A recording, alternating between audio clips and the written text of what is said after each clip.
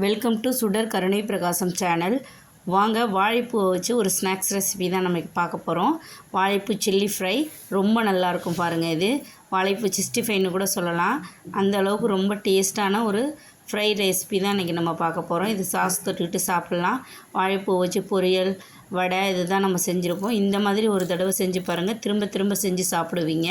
ரொம்ப நல்லாயிருக்கும். குழந்தைங்களுக்கு முக்கியமாக ரொம்ப பிடிக்கும். குர்குரி மாதிரி இருக்கும் பார்க்குறதுக்கு.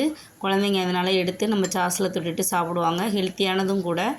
வாங்க, அது எப்படி செய்யலான்னு பார்க்கலாம். அதுக்கு தேவையான பொருளெல்லாம் பார்த்துடலாம். வாழைப்பூ ஒரு அரை வாழைப்பூ தான் நான் எடுத்திருக்கேன் இன்றைக்கி. எடுத்து அதில் உள்ள நரம்பு, அந்த தோல், தொப்புள் பகுதின்னு சொல்கிற அதெல்லாம் எடுத்து க்ளீன் பண்ணிவிட்டு மோரில் ஊற போட்டுறணும். நான் அப்படியே டைரெக்டாக தான் சேர்க்குறேன். எனக்கு அந்த துவர்ப்பு தன்மை பிடிக்கும். உங்களுக்கு பிடிக்கலைன்னா நீங்கள் மோரில் ஊற போட்டுட்டு ஒரு 10 நிமிஷம் அதுக்கப்புறமா நீங்கள் செய்ய ஆரம்பிங்க. நல்லா தொடச்சி எடுத்துடணும், தண்ணியெல்லாம் இருக்கக்கூடாது. இந்த மாதிரி அதில் உள்ள நரம்பு நடுவில் இருக்கும். இதை கண்டிப்பாக எடுத்துடணும். அப்போ தான் சாப்பிடும்போது அந்த நரம்பு வாயில் தட்டுப்படாது. அது அந்த தோல் பகுதியெல்லாம் எடுத்துடணும்.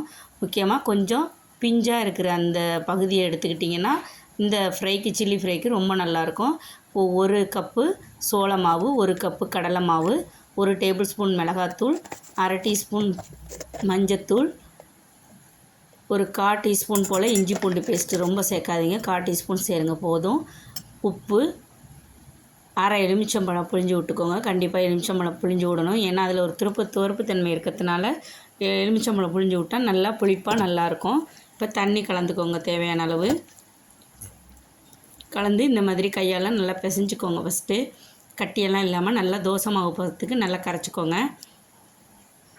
நான் இன்றைக்கி ஒரு அரை வாழைப்பூக்கு 1 கப்பு கடலை மாவு, 1 கப்பு சோள மாவு எடுத்திருக்கேன். சோள மாவு போட்டால் தான் அது ரொம்ப நல்லாயிருக்கும் கிறிஸ்பியாக.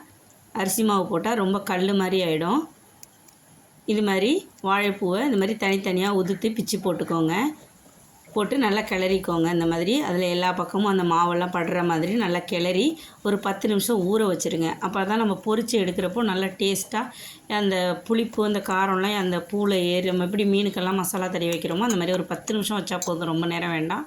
வச்சுட்டு இந்த மாதிரி கடாயில் எண்ணெய் ஊற்றிட்டு தனித்தனியாக எடுத்து உதுத்து போட்டு பொரித்து எடுங்க. சூப்பரான வாழைப்பூ சில்லி ஃப்ரை ரெடி ஆகிடும். இதில் நீங்கள் ஆட் பண்ணிக்கலாம் மசாலா வேணுன்னா. 65 மசாலா, தந்தூரி மசாலா, இந்த மாதிரிலாம் நிறையா இருக்குது. அதில் ஏதாவது உங்களுக்கு பிடிச்ச ஃப்ளேவராக போட்டு நீங்கள் செஞ்சுக்கலாம். நான் இன்றைக்கி வெறும் மிளகாத்தூள் மட்டும்தான் போட்டு செஞ்சுருக்கேன். தயிரெல்லாம் கூட சேர்த்து, இன்னும் புளிப்பு சுவை தேவைன்னா நீங்கள் தயிரெல்லாம் கூட போட்டு செய்யலாம். இந்த மாதிரி பொரித்து எடுத்துடணும். முக்கியமான ஒரு டிப்ஸ் இதில் என்னென்னா, எண்ணெய் ரொம்ப சூடாக இருக்கக்கூடாது. ரொம்ப சூடாக இருந்துச்சுன்னா மேலே கருத்து போய்டும், உள்ளார கிறிஸ்பியாக அந்த வாழைப்பூ வராது, சவுக்குன்னு ஆகிடும். அது மட்டும் பார்த்துக்கோங்க. நீங்கள் ஒரு தடவை செஞ்சிட்டிங்கன்னா அடுத்தடுத்து நீங்கள் அது இம்ப்ரூவ்மெண்ட் பண்ணிக்கலாம். இந்த மாதிரி மறுதிருப்பி நம்ம கொஞ்சம் கொஞ்சமாக போட்டு பொரித்து எடுக்க வேண்டியது தான். இது ரொம்ப நல்லாயிருக்கும் பாருங்கள். முக்கியமாக குழந்தைங்களுக்கெல்லாம் ரொம்ப பிடிக்கும். நான் இன்றைக்கி ரசம் தான் வீட்டில் வச்சேன். அதுக்கு சைடிஷாக தான் இந்த வாழைப்பூ சில்லி ஃப்ரை செஞ்சேன். ஆனால் அது சும்மாவே என் குழந்தை இன்றைக்கி ஸ்கூல் விட்டு வந்தோடனே ஒரு பவுலில் வச்சுட்டு அவரோட இது வரைக்கும் வாழைப்பூலாம் சாப்பிட்டதே கிடையாது. வடை செஞ்சு கொடுத்தா கூட துப்பிக்கிட்டே இருப்பாள். இதை ஃபுல்லாக இன்றைக்கி சாப்பிட்டா ரொம்ப நல்லா இருந்துச்சு. நாங்கள் எல்லாருமே சாப்பிட்டோம் வீட்டில். ரசத்துக்கு தான் தொட்டுட்டு சாப்பிட்டுட்டு இருந்தேன் நான். சும்மாவே அவள் சாப்பிட்டா ரொம்ப நல்லா இருந்துச்சு. குழந்தைங்களுக்கு இது ரொம்ப பிடிக்கும். நம்ம கடையில் குர்குரே வாங்கி கொடுக்குறோம்ல, அதே மாதிரி இருக்கிறதுனால குழந்தைங்க டக்குன்னு எடுத்து அந்த சாஸில் தொட்டு சாப்பிடுவாங்க. ரொம்ப நல்லாயிருக்கும். ட்ரை பண்ணி பாருங்கள் ஒரு தடவை வீட்டில். இந்த மாதிரி எல்லாத்தையும் நம்ம பொரித்து எடுத்துக்க வேண்டியது தான். எண்ணெயை மட்டும் ரொம்ப சூடு வச்சிடாமல் கொஞ்சம் பார்த்து வச்சுக்கோங்க. அப்போ தான் எல்லா பக்கமும் நல்லா ஒன்று போல் வெந்து நல்லா கிறிஸ்பியான ஒரு இது கிடைக்கும் நமக்கு. நல்லா சிப்ஸ் மாதிரி நமக்கு நறுக்கு புறுக்குன்னு வாயில் கடிக்கிறப்போ ரொம்ப நல்லாயிருக்கும். வாழைப்பூ இதை துவர்ப்பே தெரியாது பாருங்கள். நல்லா சாஸ்லையெல்லாம் தொட்டுட்டு சாப்பிட்றப்போ ரொம்ப நல்லாயிருக்கும். ட்ரை பண்ணி பாருங்கள். இந்த மாதிரி நம்ம சேனலில் நிறைய ஸ்நாக்ஸ் ரெசிபிஸ் எல்லாம் நிறைய போட்டிருக்கேன்.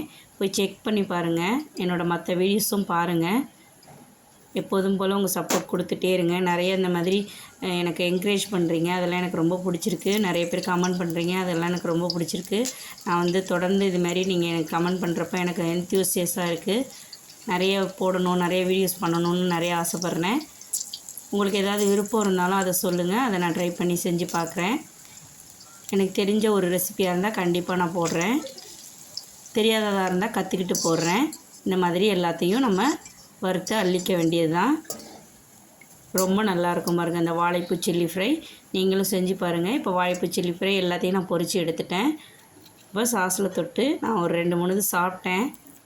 ரொம்ப நல்லா இருந்துச்சு. நீங்களும் ட்ரை பண்ணி பாருங்கள். இந்த வாழைப்பூ சில்லி ஃப்ரை உங்களுக்கு பிடிச்சிருந்துச்சுன்னா சுடர் கருணை பிரகாசம் சேனலுக்கு மறக்காமல் சப்ஸ்கிரைப் பண்ணுங்கள், லைக் பண்ணுங்கள், ஷேர் பண்ணுங்கள், கமெண்ட் பண்ணுங்கள். வழக்கம் போல் உங்கள் சப்போர்ட் கொடுத்துட்டே இருங்க. உங்கள் அன்புக்கும் ஆதரவுக்கும் ரொம்ப நன்றி. வணக்கம்.